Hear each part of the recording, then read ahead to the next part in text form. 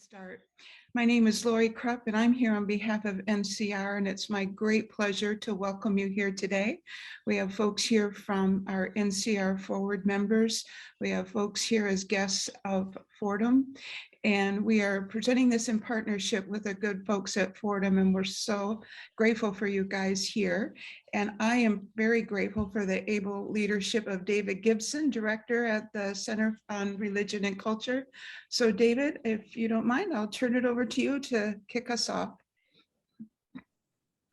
Well, thanks so much, Lori. I appreciate that introduction. I appreciate this collaboration between Fordham and the Center on Religion and Culture and National Catholic Reporter. Thanks to all of you who are joining us here in this Zoom webinar, and thanks so much to our panelists for our discussion on Biden and the bishops, culture wars or communion.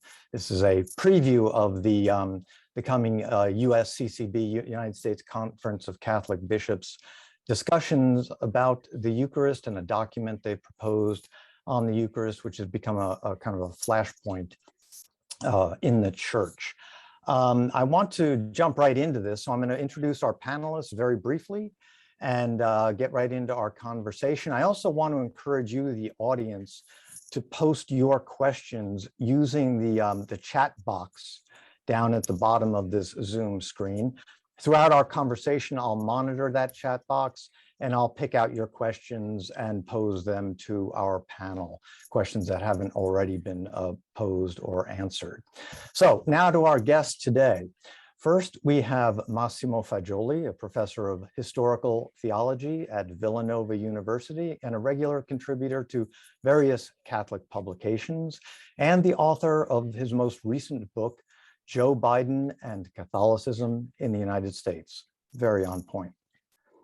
Next up is my Fordham colleague, Michael Lee, a professor of theology with affiliation in Fordham's Latin American and Latinos Study Institute. Michael was born in Miami to Puerto Rican parents, and his research focuses on theology in the Latin American context. Next, we have Heidi Schlump, a longtime journalist, a veteran of both Catholic and secular publications, who was named executive editor of NCR in 2020 after serving as the publication's national correspondent for 3 years.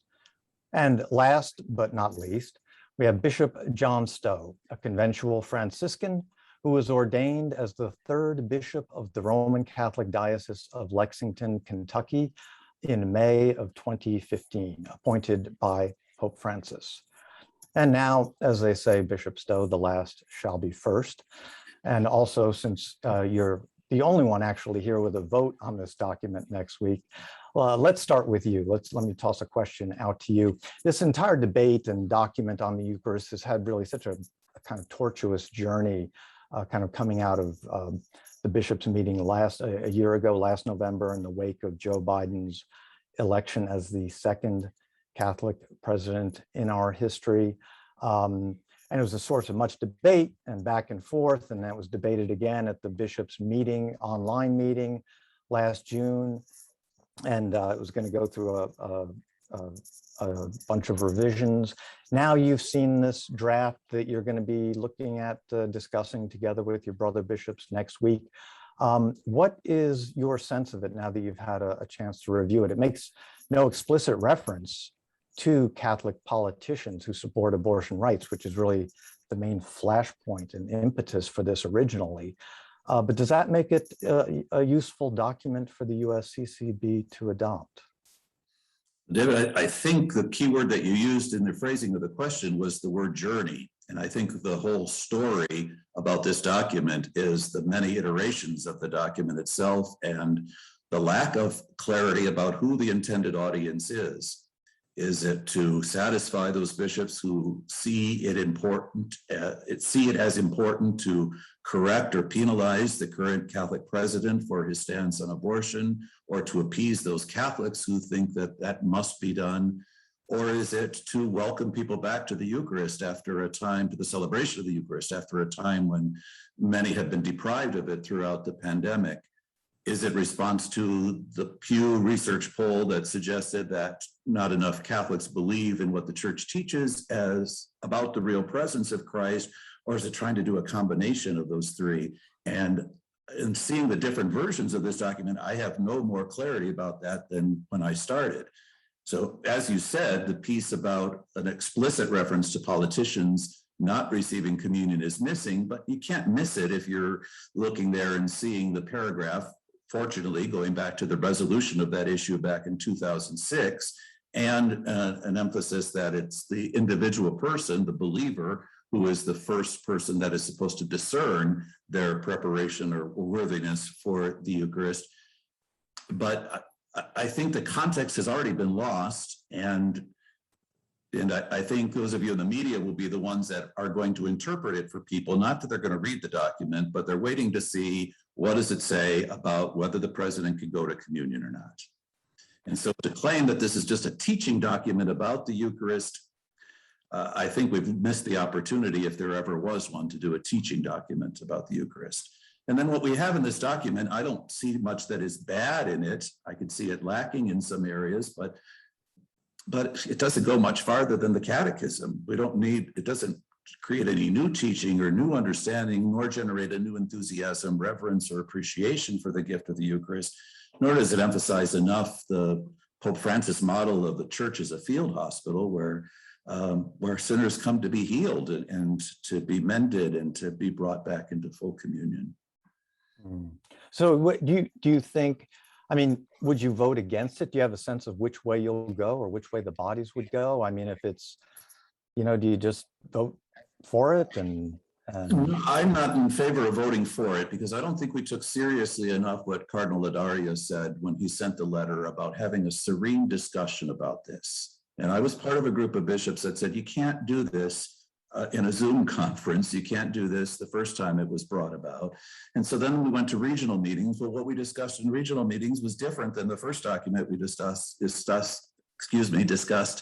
in the spring meeting. And it's different than the one that's being proposed for this meeting. So how do these changes generate? I mean, I give credit to the commission. I think it's been hard working at something that's very difficult.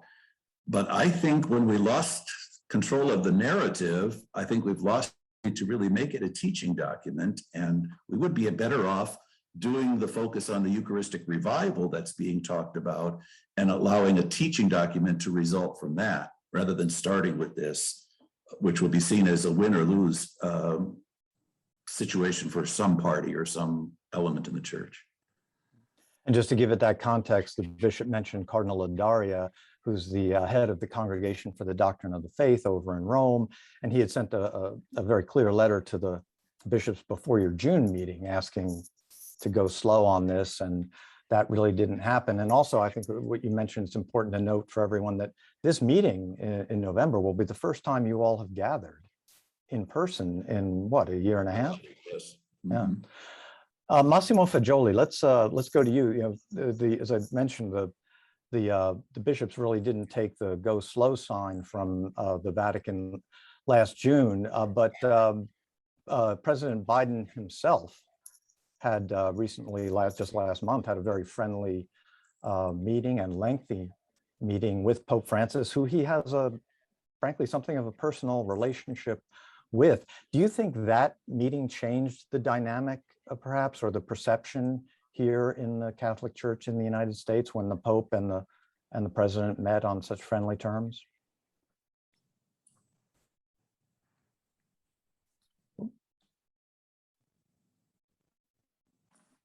Thank you. Sorry about that. Yeah. So I believe that that meeting in the Vatican of October 29th has changed the dynamic, at least on the public at large. Even though that meeting, I believe, has been overshadowed by a series of things of domestic politics and then the Glasgow conference. But I believe it has been an important moment for two reasons. The first one, because it came at the end of a year-long tension between the Vatican and the majority of the US bishops on this issue.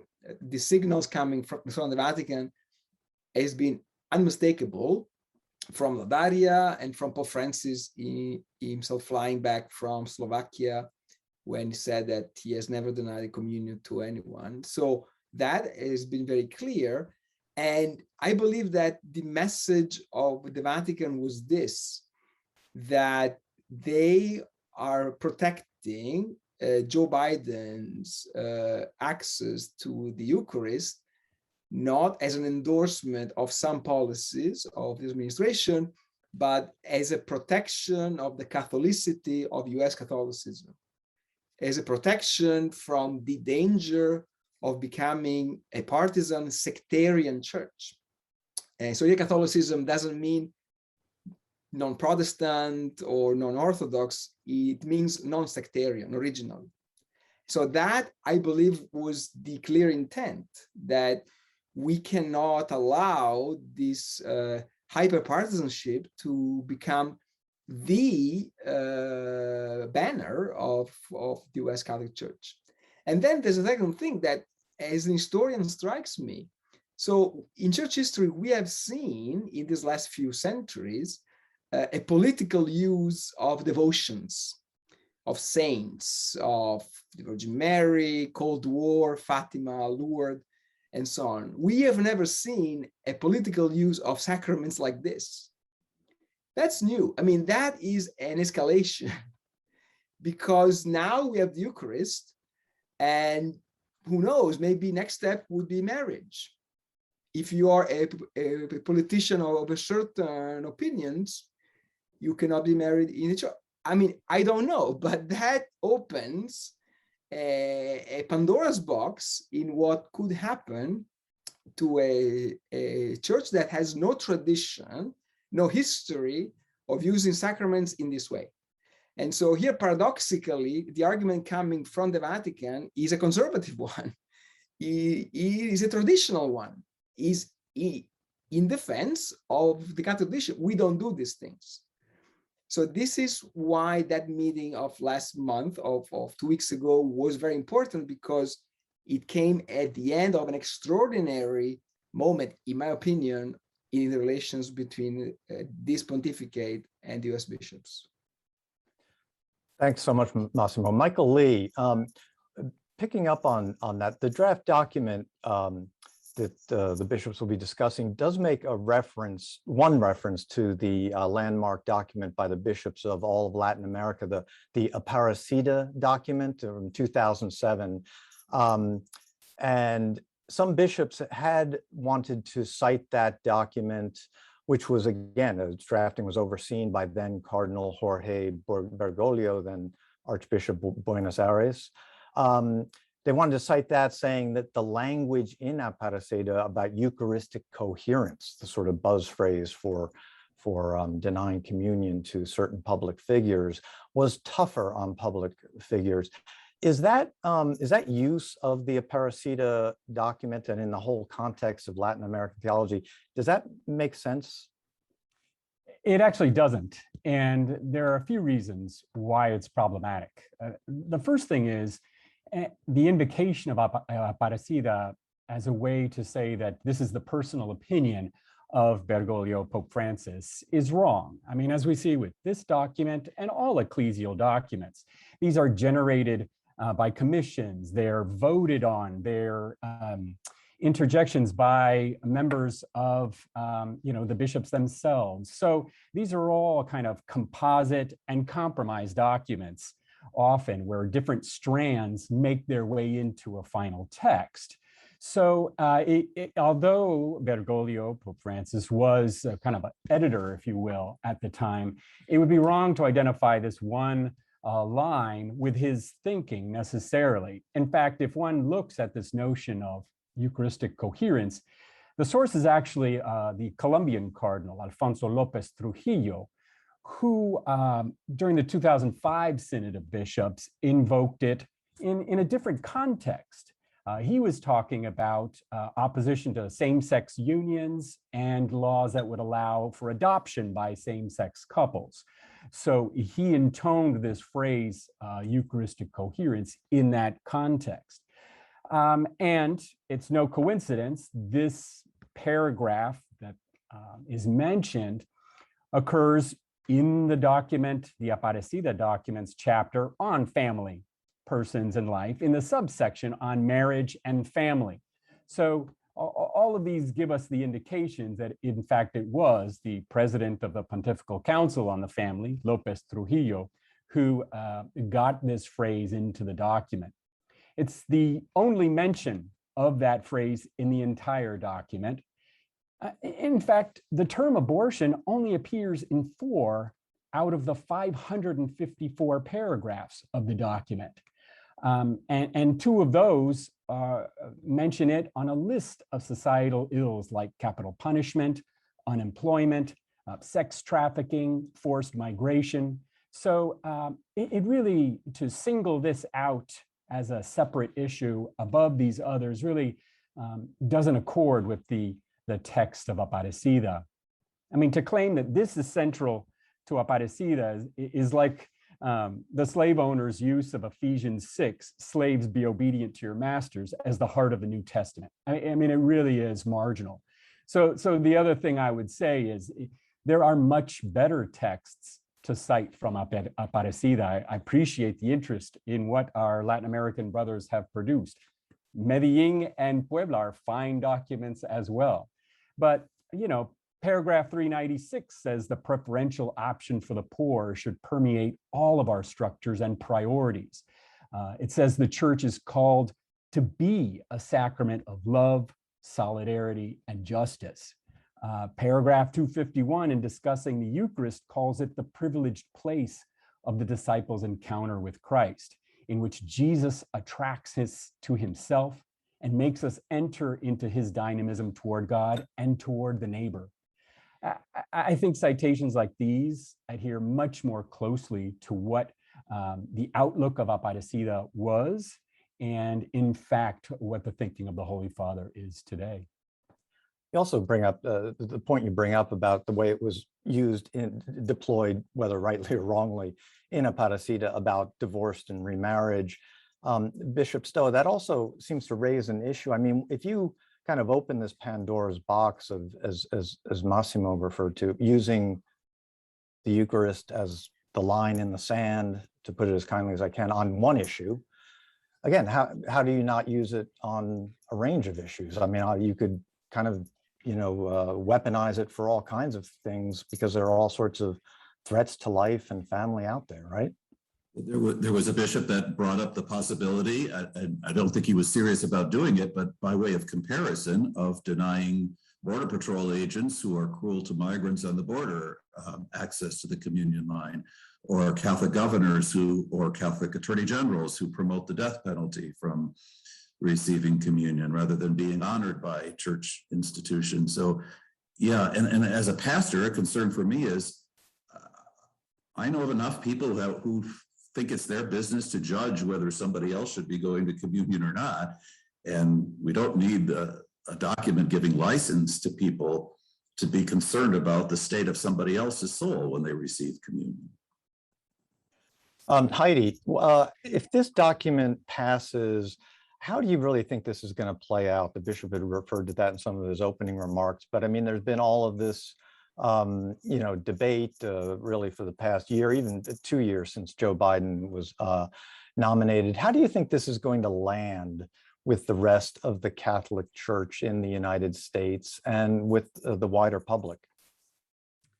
Thank you, David. That's a great question, and I hate to speculate that it will pass, and I'm hopeful that it might not. But if our reporting at NCR on this so far, you know, since this began, as you said, a year ago, is any indication, I'm concerned, because I think Catholics are paying attention to this and they're not happy. As Massimo mentioned, this politicization of a sacrament is very concerning to everyday Catholics in the pews. I'm also a little bit concerned and wondering if the bishop's attempt to kind of walk this back with this latest version of the document that does not explicitly address pro-choice politicians or mention Biden specifically. I wonder if some people who are kind of tired of this constant conflict, see it as some sort of acceptable ending to the whole brouhaha. But as we said in our editorial last week, most people should not be fooled by that, because the truth is this has been about Biden specifically from the beginning. You mentioned the working group right after Biden's win.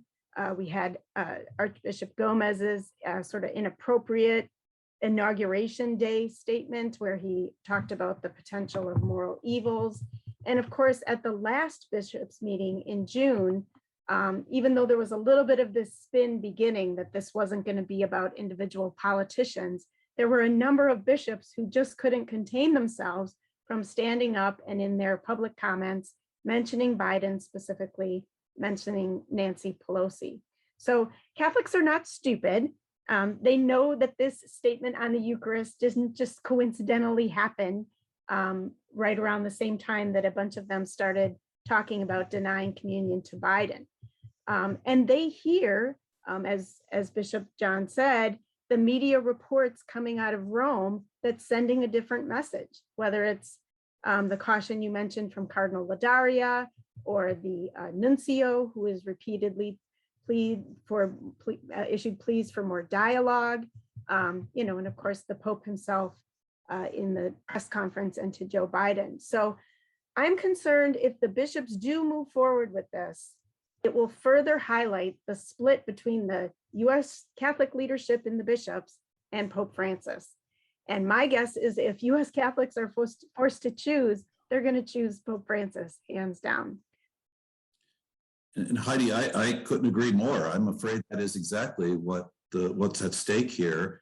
And I think some of the bishops that are promoting a hard line on communion realize that as well. They think that the magisterium of Pope Francis is an aberration from the history of the church, and that they can wait it out and the next Pope will set things back the way it was.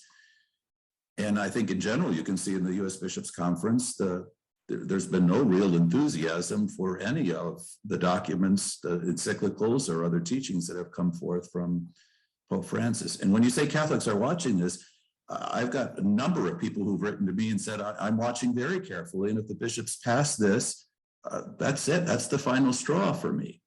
I also have lots of people who are writing saying if they don't, they're weak on abortion and I give up. The Heidi, your NCR editorial, this is always about Biden. Yes, but I do wonder in light of what the bishop said, and even with the Biden-Francis meeting, is this also again a pushback to a degree against Francis? Against the Francis. Is Biden really just another kind of stand-in, stalking horse for a larger debate?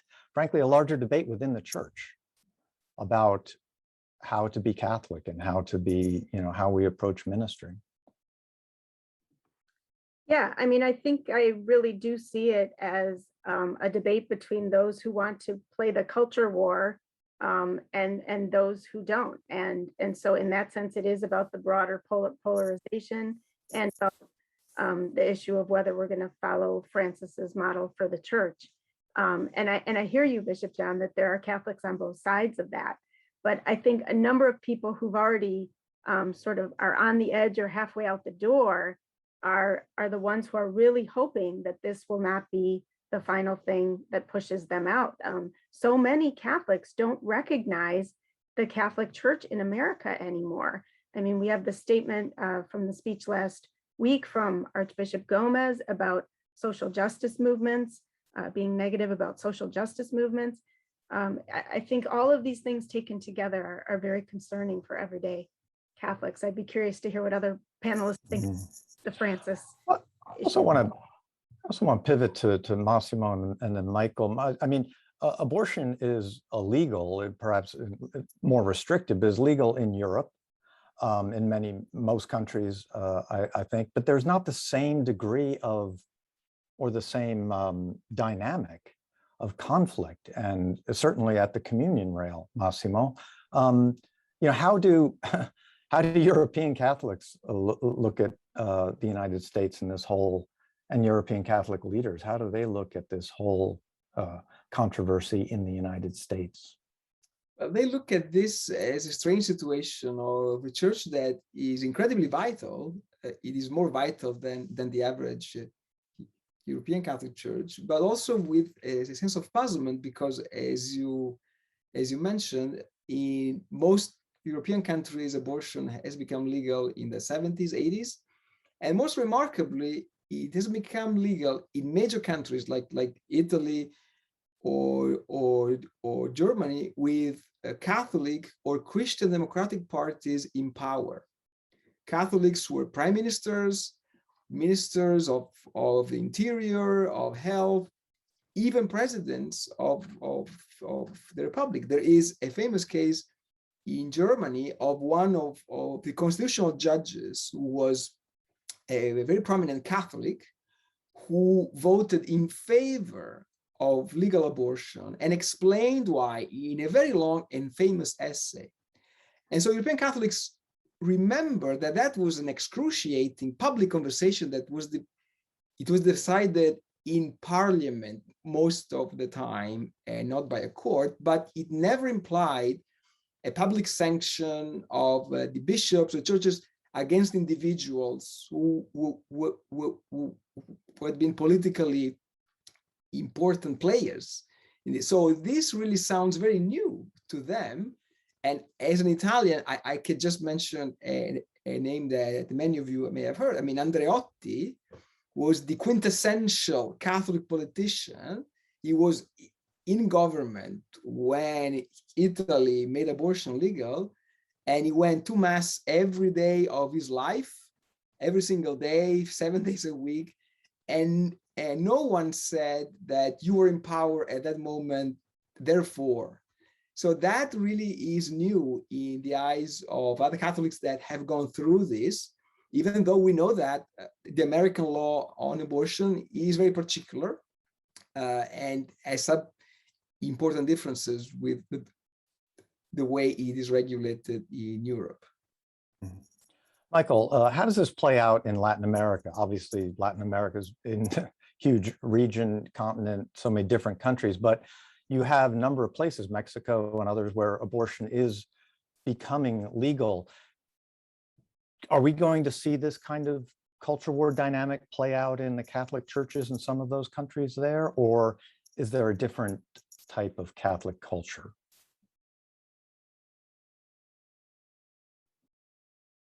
In a strange way, having cited the influence of Alfonso Lopez Trujillo, he was one of the original culture warriors and tried to use this rhetoric ineffectively. I mean, in fact, in 2006, Colombia had already started to approve. It overturned its absolute ban on abortion. And as you've noted, in the past year, we've seen Mexico's Supreme Court decriminalize abortion. In December, Argentina's National Congress passed a bill. So you're seeing country after country in Latin America, these traditionally Catholic countries, overturn these bans on abortion and not really see on a broad scale this kind of politics enacted. There are pockets and those who try, but I would say by and large you don't see this kind of politics happening. And then there are those countries, El Salvador continues to have an absolute ban on abortion, and women are arrested and even imprisoned for having miscarriages. So the politics around that is heated, but I think the movement in Latin America is not one that's showing that this is effective or an effective way for the church to influence society. I mean, all these trends are really the product of all of the previous papacies. This loosening of laws. So it seems to be a flawed rhetorical position and not effective in changing public opinion.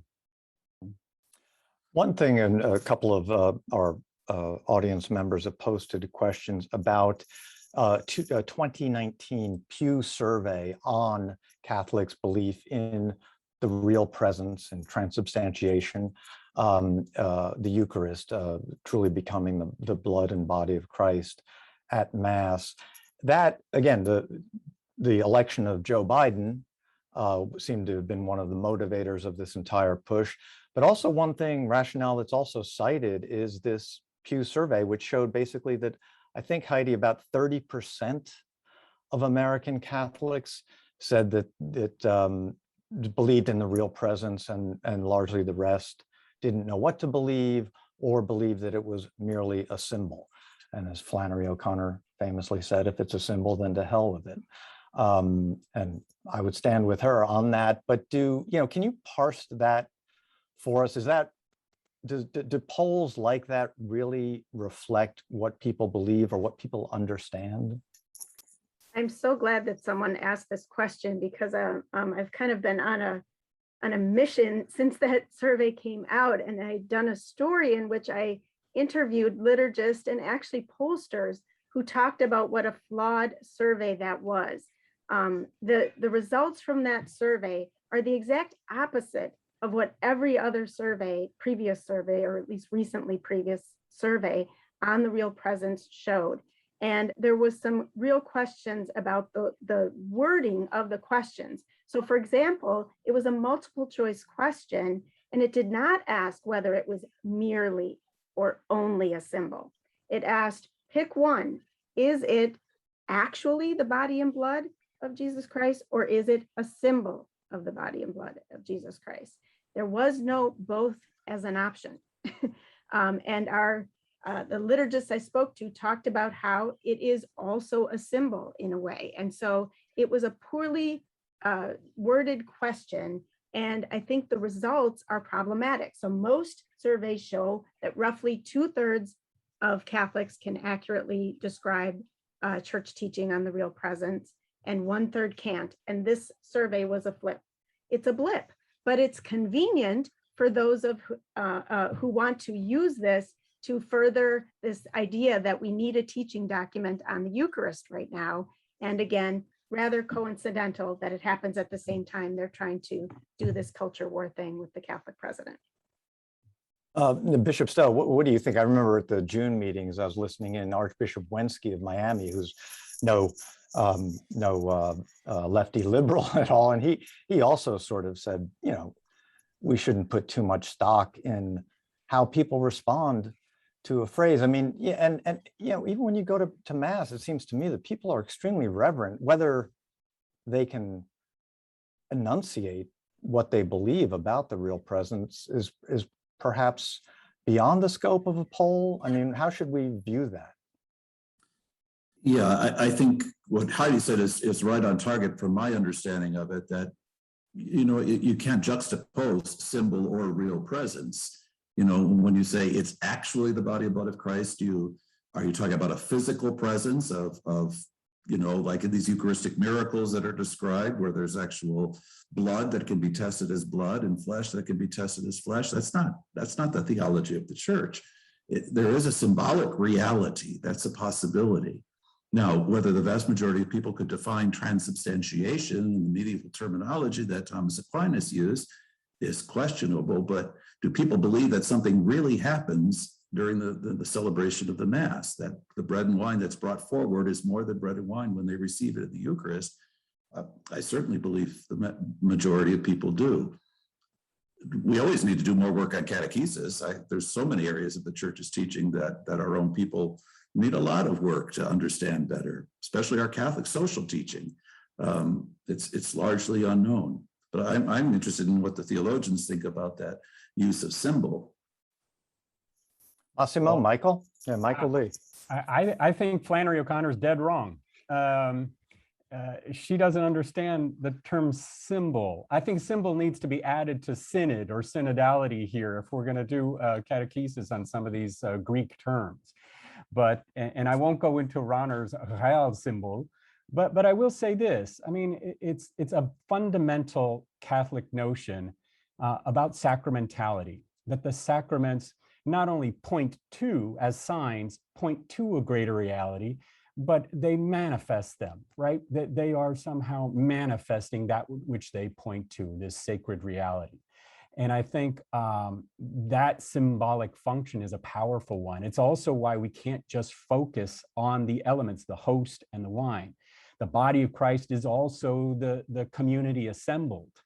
And so there's a real danger here, especially building on this poll, where you're getting responses that sound more like early 20th century theologies of Eucharist than Vatican II theologies of Eucharist. Michael articulated masterfully this. I just want to add this, that originally in early Christian literature, symbol refers to the creed, and it means putting different ways of articulating faith in different ways that they can stay together. So we're losing this, and I believe that this is maybe more important than the Eucharistic symbol or symbols in sacramentality, because there is, I'm very afraid as an ecclesiologist, slipping away a sense of the sacramentality of the church. We are damaging this, that there is a very fragile unity of the church as a sacrament of salvation, which is something that is particularly exposed to being a collateral damage of the culture wars. So here, I don't think that this kind of controversy on the Eucharist will spread to Europe, also because there's no a strong pro-life movement as there is here. But I'm sure that the American culture wars are globalizing. So I'm very afraid for the sense of unity of the church globally, because we all know that what happens in the United States never stays in the United States. I mean, there is a cultural influence. So here there is a problem of the church as a sacrament, not as a political committee, not as a cultural agency, not as a moral agency, but as a sacramental thing that I believe is one of the things that got lost with this forgetting Vatican II in these last 20 years, more or less. There's also Vatican II as well, if I'm right. You're the historian of the council, and that Michael Lee referenced with said that, explicitly said that the real presence is in the word proclaimed and the assembly. I mean, Bishop Stowe, how do we, has that teaching of the council really permeated, the Catholic faithful in the United States? And how do we do that teaching as well?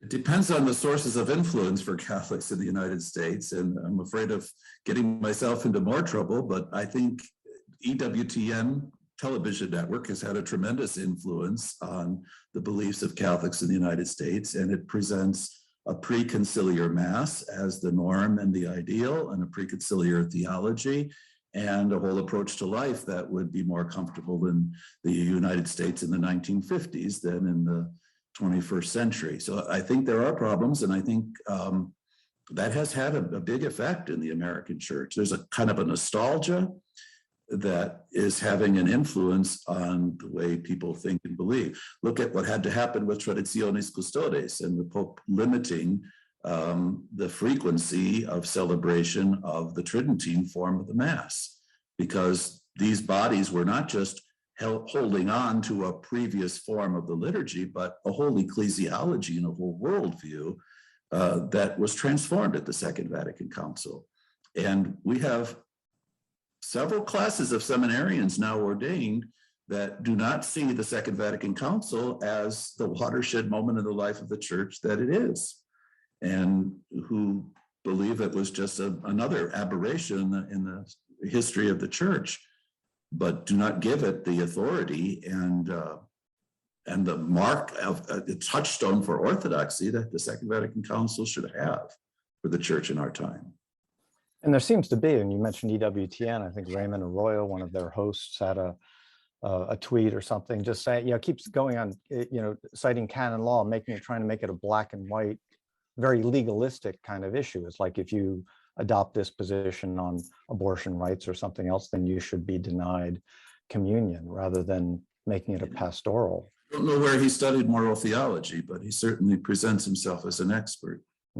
A quick question on this document as well, related to that. I mean, what is even the need for this document? I mean, there are a lot of great teaching documents that are out there from, again, this was all debated in 2004 when John Kerry was president. Any bishop can issue something about the Eucharist and the real presence. Any bishop can announce that they're going to deny communion to somebody. Any pastor can do it, whether they should or not. What is there any reason to even have a document like this? Heidi, let me go to you. I wish I knew. I think it's a bit of a cover to enter into this concerning politicization that Massimo keeps mentioning. And I might add that, Pew poll notwithstanding, I think that Catholics do understand how important the Eucharist is. That's why they're so concerned about this move towards, deciding who is worthy enough and who isn't. I was recalling this conversation I had last summer with Russ Douthat of the New York Times, who asked me, who should be denied, he at least was consistent in saying that he thought Bill Barr should be denied communion as well for his part in not just upholding the law of the land about capital punishment, but increasing its use towards the end of the Trump administration. But I said to him, that I thought it was not helpful to deny people because my theology of the Eucharist that I have not only believed, but experienced in my own life is about how transformational the Eucharist can be. And if we really want to transform people on whether it's the death penalty or abortion or in whatever way, we should encourage them to be as regular attendees at Mass and Eucharist and the sacraments that we can. The sacraments are the way we receive grace, and that it's an unearned reception of that grace. And again, that teaching has been emphasized by Pope Francis, again, whom many of these people disagree with. So I agree with Bishop John that there's always need for catechesis. There's always need for people to better understand all of the church's teachings, but I don't see this need, even aside from the document, for this emphasis on, traditional pre-Vatican II teaching about Eucharist at this time. And a lot of people, I think, also who are promoters of some sort of policy and national policy or get tough policy, cite the historical example of Archbishop Rummel of New Orleans in the 1950s, denying communion or excommunicating 3 Catholic public leaders over desegregation of Catholic schools. But of course, American Magazine, I think, among others, did a very good kind of deconstruction of that, saying it was, comparing apples to oranges in many ways. And also the canon law has developed, over that time to a different view.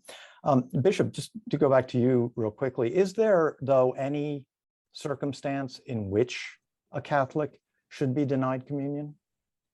Well, I think the one positive thing in the document is that line about the personal discernment, and it refers to the first letter of Paul to the Corinthians about discerning the body of Christ. But again, that's more like proof texting in the document, taking it out of context, rather than looking at the social construct of Corinth and the Corinthian community at that time.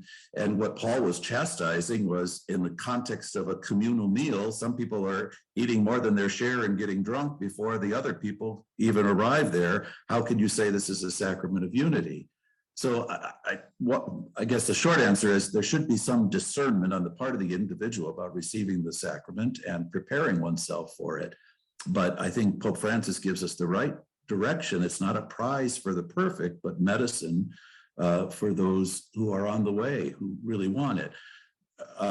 I can't say, like Pope Francis, that I've never denied communion to somebody, because I was in a conversation with somebody who outright told me they did not have any belief in anything that the church teaches, and then the next day presents himself at communion. Well, it was almost like a personal test to me what I was going to do. And I did not think there was any grounds on which I could give that person communion. But that's such a rare time or occurrence for me, but not based on somebody's public stance. Plus, you know, if it were well known that Joe Biden encouraged someone that he impregnated to abort a child, that would be one thing. And he was saying that this should be everybody's right, and that's why I did it. That's a very different reality, publicizing this personal involvement in that sin, as opposed to saying that it's the law of the land and I will abide by that law of the land. There's several layers of separation there. One thing, an issue a lot of people are bringing up as well is related to an excellent essay that Peter Steinfels had in Commonweal magazine, also about the need to just separate these issues of abortion rights and abortion policy of the church and, you know, worthiness to receive. That these things, that the bishops and the leadership need to just kind of separate these two things and deal with them discreetly as distinct things to sort of depoliticize this. Michael Lee, do you think that's you know, a wise idea to go forward, just to kind of put these things on separate tracks?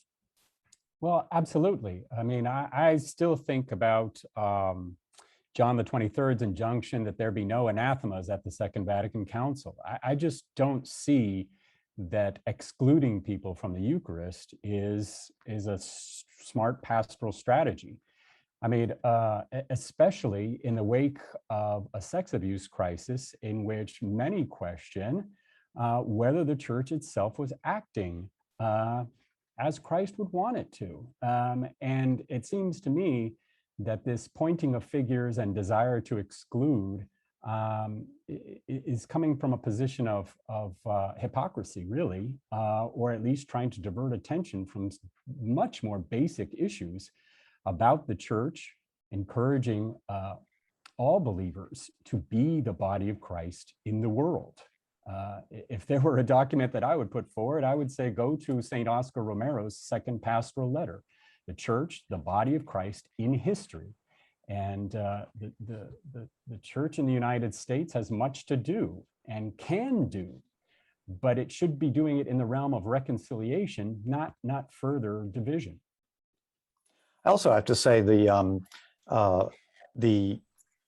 background of the larger missionary impulse of the church in this pontificate right now is synodality, S-Y-N-O-D, that you're going to be hearing a lot, or you ought to be hearing a lot.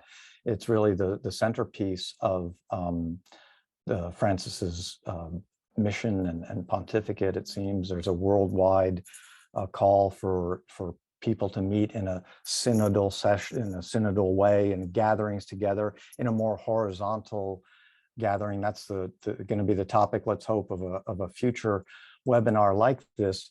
But is synodality, Bishop, that sense of dialogue and coming together and talking, is that a way forward? I mean, we're really stuck on, you know, on the hooks of this whole debate.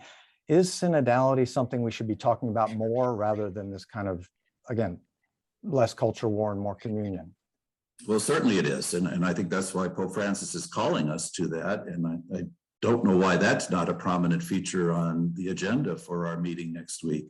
But synodality requires listening. You know, there was a time when the U.S. Conference of Bishops did a lot of listening, and that listening produced a pastoral letter on peace, and that listening produced a pastoral letter on economics. And then somehow they didn't like what they heard in the listening, so the pastoral letter on women was never saw the light of day. But it shows us the risk involved in listening. But, you know, how many times has Francis said a synodal church is a listening church? And we need that dimension. And if we were really listening, we probably would have a very different kind of document about the Eucharist. And it probably would have more to do with what have we discovered in this pandemic and our need for each other and the need for human connections, and how that's sanctified in the Sunday celebration when we present the fruits of the earth and the work of human hands, and it is given and back to us as the gift of God and communion with his Son. You know, there's wonderful, inspiring theology there. And it's not the static preconciliar theology of the Eucharist that you would argue about whether it's symbol or real, but it's talking about this is an event in the life of the church, an ongoing event faithful to Jesus' promise to be with us always. But yes, we need synodality, but it's risky because it involves that listening. Massimo, David? yes, please. I was going to go to you. Yeah. Synodality. So you will forgive the historian here, but in the same way Pope John in 1959 called Vatican II in the context and also responding to the Cold War, Pope Francis has called synodality in the context of the culture war. This is for me unmistakable because he has seen very close up that this is something that leads to mutually assured destruction, and not of the church in its institutions, buildings, norms, but in its very essence, which is of a sacrament of communion.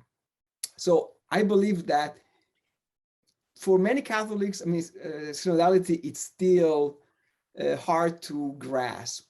But once we put that in the context of what has happened in these last few years, in terms of mutual excommunication, if not sacramental, but moral, at least, I think synodality makes much more sense.